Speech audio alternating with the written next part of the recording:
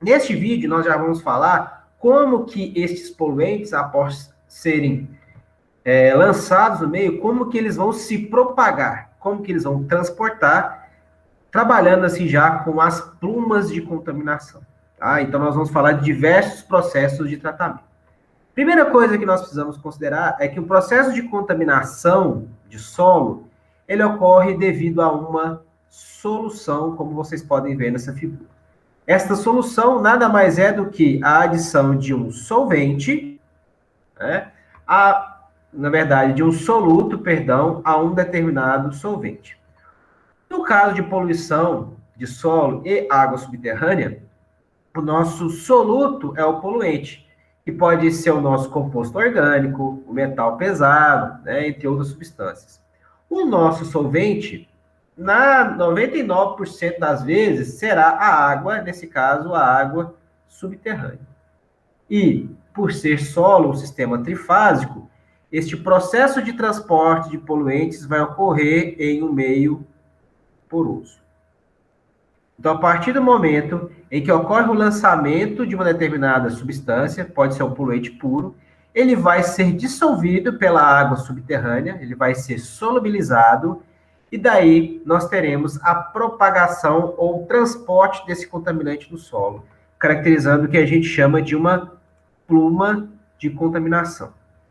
Esta pluma de contaminação, ela pode se disseminar ou expandir de uma forma extremamente rápida ou pode ser mais restrito. Isso vai depender das características do poluente, se ele for mais dissolvido em água, mais solúvel em água, perdão, das características do nível freático, né, se ele estiver mais profundo, mais raso, e também do próprio solo, né, do próprio meio poroso. Mas nós vamos ver aqui nessa aula como trabalhar com os diferentes processos e como considerá-los, né, em uma investigação, né, de um determinado poluente, né, transporte de poluentes. Para que a gente comece a entender esse processo, nós vamos fazer uma pequena interferência, na verdade, uma pequena revisão do fluxo de água em solos. Lembrando que solos são sistemas compostos por 3 fases. Então, uma fase sólida, uma fase líquida e uma fase gasosa, que nós chamamos, então, de sistema trifásico, né? São 3 fases aqui. E a água, pessoal, ela vai percolar, ela vai fluir pelos vazios do solo. Ou seja, por entre as partículas sólidas, nesse caso.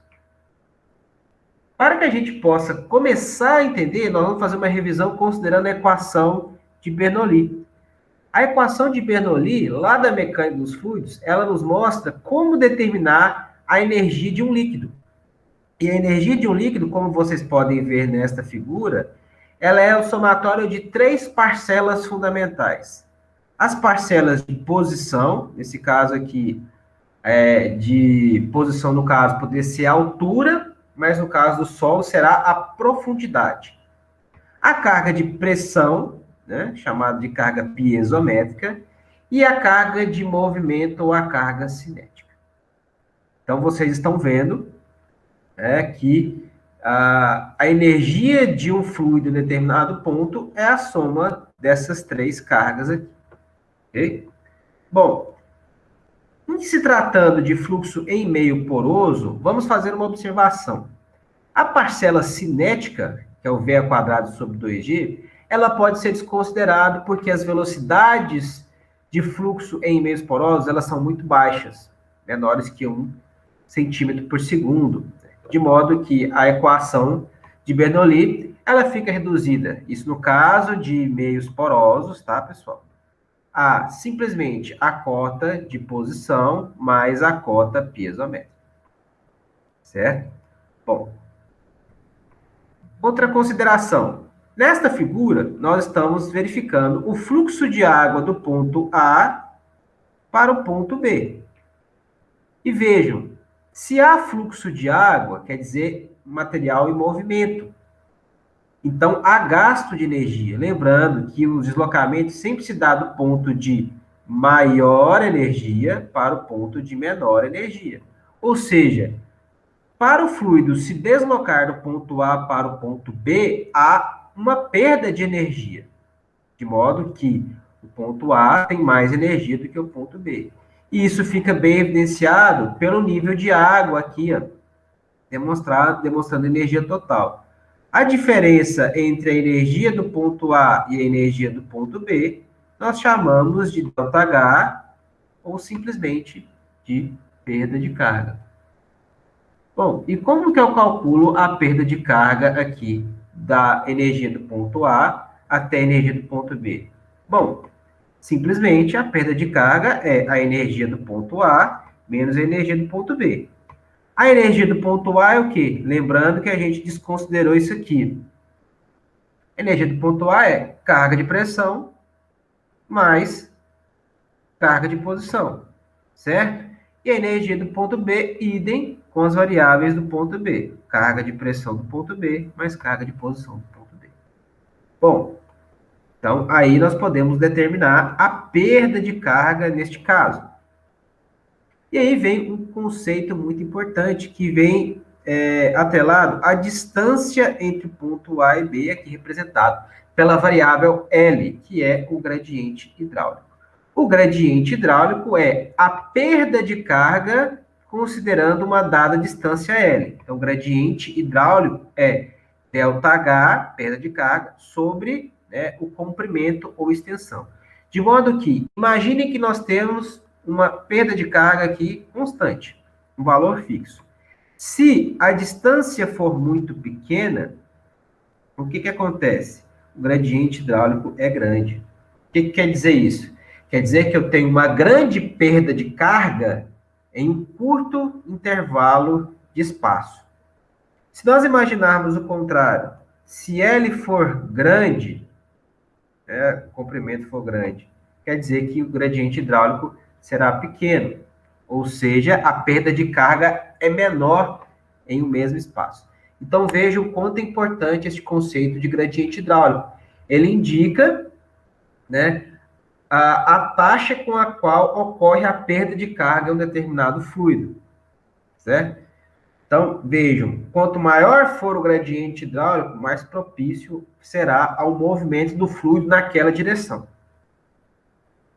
E considerando o gradiente hidráulico, o Darcy fez uma consideração muito importante que levou à formulação de uma lei chamada de Lei de Darcy, que basicamente vai reger o fluxo de água em meios porosos.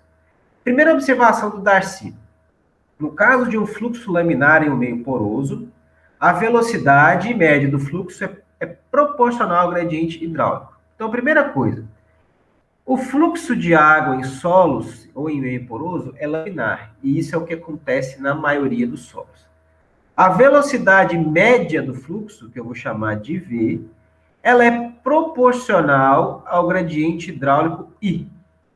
É isso que ele está falando, a velocidade é proporcional ao gradiente hidráulico. E o coeficiente de proporcionalidade desta relação é chamado de permeabilidade, ou coeficiente de permeabilidade, ou condutividade hidráulica. Então, ele viu que a velocidade ela era proporcional ao gradiente hidráulico vezes uma constante, que ele chamou de condutividade hidráulica do solo. E que vai levar à formulação da lei de Darcy. Vejam, V, velocidade de fluxo em um meio poroso, é uma constante, que é a constante hidráulica do solo, vezes o gradiente hidráulico que nós acabamos de ver, que é ΔH sobre E. Esta condutividade hidráulica, K, ela é característica do solo. Então, quando a gente fala assim, para areias, a condutividade hidráulica é 10 a menos 4 centímetros por segundo. Para argilas, ela é igual a 10 a menos 8 centímetros por segundo. Então, isso quer dizer que os materiais são diferentes, então a condutividade hidráulica é diferente. Ainda considerando a lei de Darcy, vamos fazer outra ponderação. Esta figura da esquerda aqui nos mostra um elemento de solo e o fluxo de água passando pelo solo. No entanto, o solo é um sistema trifásico. Estou pegando aqui a seção e mostrando para vocês que esses pontinhos pretos são partículas de solo e os espaços brancos são os vazios. Os vazios, eles não são regulares. Nós vamos ter, no caso, poros de maiores dimensões e de menores dimensões. Então, o fluxo, ele vai ser variável dentro, né, deste material. Então, o que nós vamos fazer, pessoal? Vamos dividir. Então, vamos juntar todas as partículas sólidas e vamos determinar aqui a área ocupada só pelas partículas sólidas, só pelas partículas do solo. E vamos chamar de AS, área das partículas do solo. E o restante, né, que são os vazios, eu vou chamar de área de vazios. Esses vazios podem ser preenchidos por água ou por ar. Tá? Vou chamar de área de vazios. O que eu vou fazer aqui, pessoal? Olha só. Primeiro, vou trabalhar com o conceito de vazão. Vazão é nada mais do que velocidade vezes área. Bom, que velocidade? Bom, a velocidade de percolação, velocidade de fluxo, que eu vou chamar de VI, vezes a área de vazios. Por quê? A água vai percolar pela área de vazios, não vai percolar através da partícula do solo. Né? Bom, o que eu vou fazer então? Bom, se eu tenho a área de vazios, eu sei que a área total do solo é igual à área das partículas do solo mais a área de vazios. Eu vou substituir isso aqui em A, que é o que eu fiz embaixo. Velocidade é igual a área de vazios mais a área de solo, continua sendo velocidade de percolação vezes a área de vazios, certo? Vou fazer um algebrismo aqui, ó, vou passar a área de vazios para cá. Então, tem velocidade de percolação é igual a isso aqui. Bom, o que eu vou fazer, então? Eu vou dividir aqui, ó, passando esta equação aqui para o lado de cá. Eu vou dividir em cima, né, numerador e denominador, por L, que é o comprimento aqui, ó, deixa eu apagar que eu desenhei bem em cima, o comprimento no qual está ocorrendo o fluxo. Se eu fizer isso, eu não vou alterar a forma com a qual a forma da conta. Eu não estou adicionando nada mais no processo. Então, vejam. Se a gente fizer isto, né, e fizer um algebrismo aqui, eu vou transformar o quê? Se eu tenho área de uma determinada coisa e multiplico pelo seu comprimento, o resultado disso é volume. Que é o que eu fiz aqui, ó. Na hora que eu multipliquei aqui, ó, tudo por L, eu transformei aquilo que era área em volume. Então, eu fiquei velocidade é igual, na verdade, VI é igual a velocidade total vezes, né, o volume de vazios mais o volume de partículas sólidas dividido pelo volume de vazios, certo? O que eu vou fazer? Eu vou dividir mais uma vez numerador e denominador pelo volume de partículas sólidas. Não estou alterando a conta. E vejam só o que vai aparecer aqui, né? Eu vou ter que, no final, a velocidade de percolação é a velocidade total dividido pelo volume de vazios, volume de partículas sólidas, mais um, e por aí vai. Se a gente voltar nos índices físicos, o que é volume de vazios sobre volume de partículas sólidas? É o nosso índice de vazios. Então, eu vou substituir o índice de vazios aqui na equação. E olha o que fica. Né? 1 mais E, né? Velocidade de percolação, é igual a V, né? Velocidade real, sobre 1 mais E sobre E. O que é 1 mais E sobre E? Nada mais que o inverso da porosidade aqui. Então, resumindo, a velocidade de percolação é igual à velocidade real dividido pela porosidade. Então, essa é a velocidade linear média de fluxo, né? A velocidade específica de fluxo. É a velocidade real dividido pela porosidade do solo. Ok? Então, é assim que a gente calcula a velocidade de percolação em uma determinada massa de solo. Bom, considerando aí, né, as questões de velocidade, o fluxo de água em meios porosos, como que ocorre o transporte de contaminantes? E aí a gente tem que considerar que o transporte de contaminantes, ele não necessariamente ele vai piorar a situação. O transporte de contaminantes, ele pode levar a 3 consequências. A degradação do poluente, ele pode levar à aceleração da contaminação do meio, ou mesmo o transporte de contaminantes pode ser retardado pelos efeitos do solo. E isto pode acontecer mediante N processos. Podem ser processos físicos, sendo mais comumente conhecidos aí a advecção, a dispersão hidrodinâmica, a dispersão mecânica e a difusão molecular. Ou por processos biofísico-químicos, que aí contemplam a adsorção, a troca iônica, a precipitação, a complexação, volatilização, metabolização e uma gama de outros processos. Então, vejam a quantidade de processos de transporte e interação poluente que nós temos no solo. E nós vamos explicar alguns deles agora. O primeiro deles, a advecção. O que se considera a advecção? Primeiro, processo pelo qual o soluto é carregado pela água em movimento devido à existência de um gradiente hidráulico.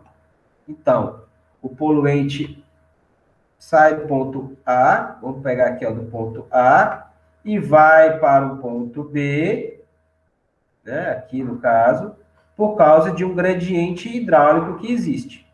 Porém, qual que é a diferenciação aqui? A concentração da advecção, ela é constante. Então, a concentração aqui, 1, é a mesma aqui no ponto A e no ponto B. Certo? Então, o soluto, ele é não reativo. A mesma concentração dele é mantida no ponto A e no ponto B. Tá? Isso obedecendo aí também a equação de Darcy e considerando a porosidade efetiva. Então, vejam, a concentração do soluto em algum ponto de amostragem é a mesma da fonte de contaminação. Então, se a fonte de contaminação for o ponto A, a concentração aqui será a mesma no ponto B, porque não ocorre variação na concentração. Bom, então olha só o que vocês estão vendo aqui, é basicamente o que eu acabei de desenhar.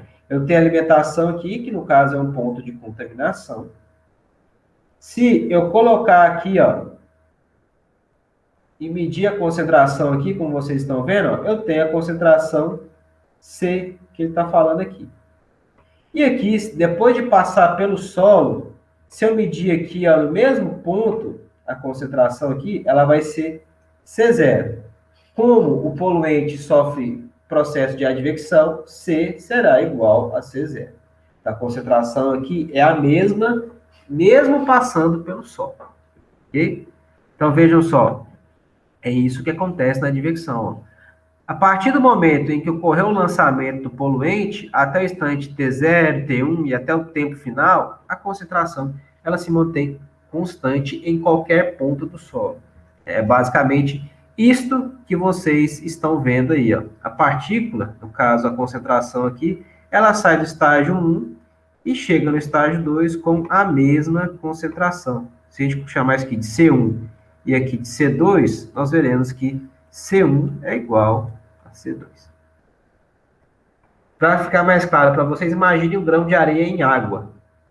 Ele vai sair do ponto 1 e vai para o ponto 2 e ainda continuará sendo, né, o mesmo grão de areia aqui, no caso.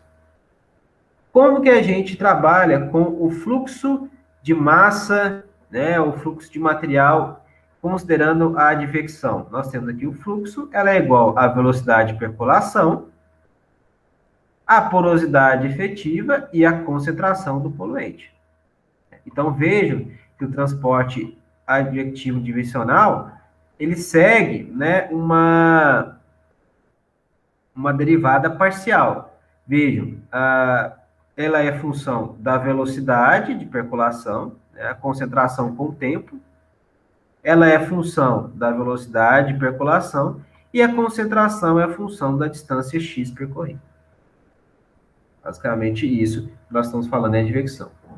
Bom, junto com a advecção, nós temos a dispersão mecânica.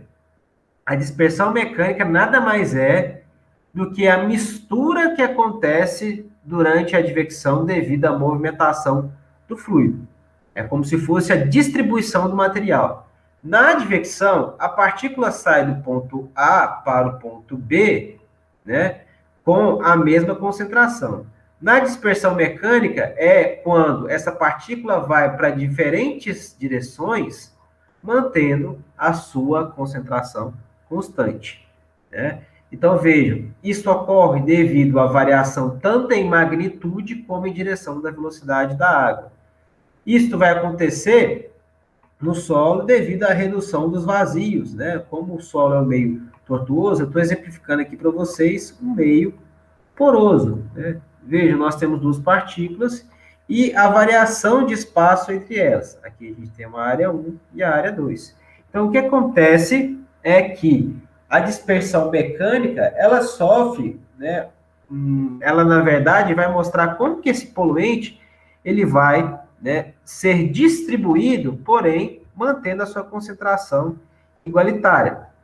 Se a gente colocar aqui, vejam, como as áreas são diferentes, lembre-se, vazão é igual a velocidade por área. Vazão é uma grandeza constante.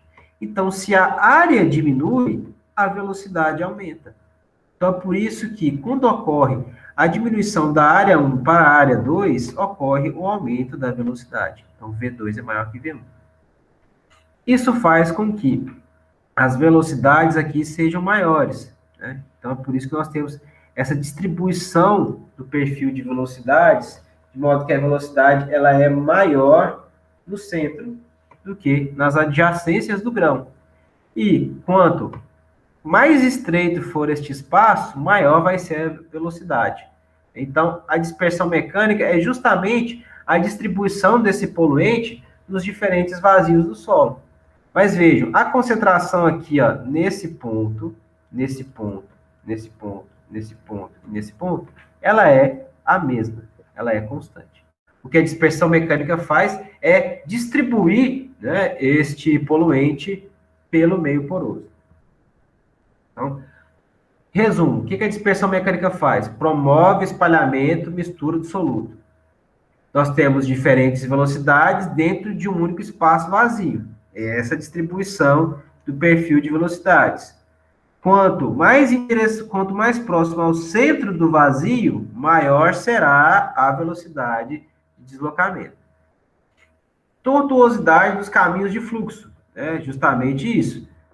Quanto mais tortuoso for o meio, né, mais diferentes serão os caminhos aqui de percolação, como vocês podem ver pela imagem. Consideração: o grupo de partículas do soluto relativamente próximos ocupará um volume cada vez maior do domínio de fluxo. Então, a dispersão mecânica faz o quê? Com que esse material ele seja distribuído de forma igualitária, de acordo com o gradiente hidráulico e com o meio poroso.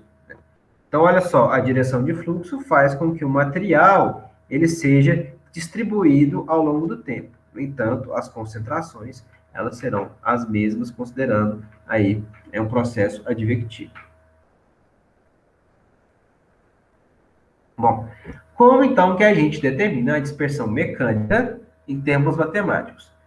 Então, a dispersão mecânica, como eu disse para vocês, é a mistura mecânica que ocorre durante a advecção, devido à movimentação do fluido, né? Ocorre devido à variação em magnitude e em direção, mas lembrando que é um processo de advecção, ou seja, ocorre quando há uma mistura do material, porém a concentração em qualquer ponto ela é constante. A concentração ela é constante. A dispersão mecânica ela é calculada por meio de duas variáveis. A primeira é V, que é a velocidade da água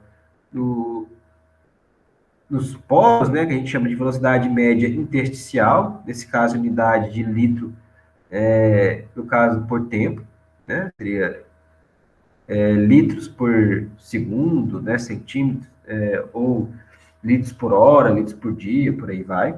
E por um parâmetro alfa, que é chamado de dispersividade do meio, ou seja, a dispersão mecânica depende da velocidade e do meio na qual o processo está ocorrendo. Essa dispersividade, ela representa o grau de heterogeneidade do meio. E aí nós temos que fazer uma distinção, tá? Como a gente está trabalhando em solos, tá? Nós temos a dimensão do solo em termos de profundidade e em termos longitudinais. Então, nós temos coeficientes de dispersão mecânica considerando coeficiente longitudinal e coeficiente transversal. Então, nós podemos trabalhar com a dispersividade, vejam só, considerando aqui, ó, I, né, seria o longitudinal, e o J, considerando a dispersão transversal. E aí nós temos, né, algumas considerações aí, para vocês terem uma ideia. Para materiais grosseiros, que são considerados materiais de altíssima permeabilidade, a dispersividade transversal, né, que eu chamei aqui de T, dividido pela dispersividade longitudinal, ela é cerca de 30%, mostrando para a gente que a dispersividade em termos longitudinais, ela é muito mais influente na dispersão do que em outros meios. Mas veja, é 30%. Isso para solos porosos. No caso de solos argilosos ou outros materiais, esta relação é 10%. Ou seja, a dispersão em termos transversais em solos argilosos, ela é muito baixa, né? Chegando a coisas em torno de 10%. Em solos grosseiros, ela já chega a 30%.